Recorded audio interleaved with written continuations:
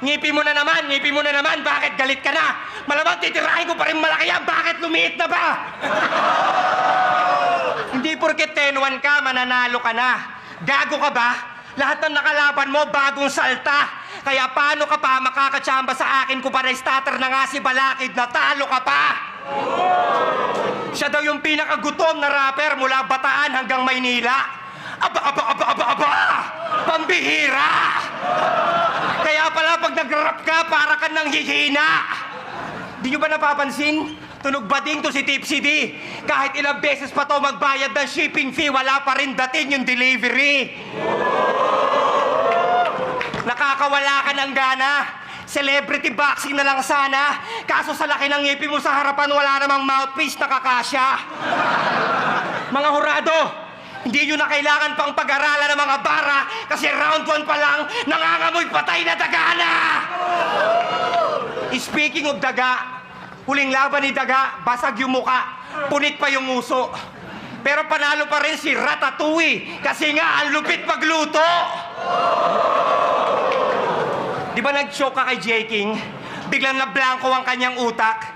Hindi na ako magugulat. Mahirap talagang magkabisado pag may ibang tao kang taga-sulat. Tapos di ba marunong mag-freestyle? Kaya nagpapaka-friendly tong bobo na to. Kaya paano ka naging Einstein kung wala ka naman palang MC sa formula mo?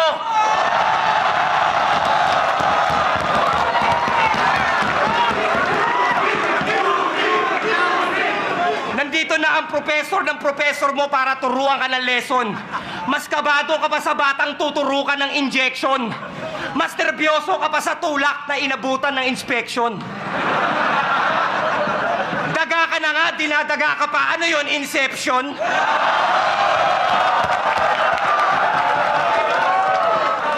Huwag mo nang pagkasyahin yung mga bars mo. Masyado ng stretch, Mark. Kaya wala kang tumatatak na linya na parang stretch, Mark. Hindi ikaw ang pamantayan, umupo ka na lang sa bench, Mark. Dahil hindi ka veterano porket matanda ka na din, Mark!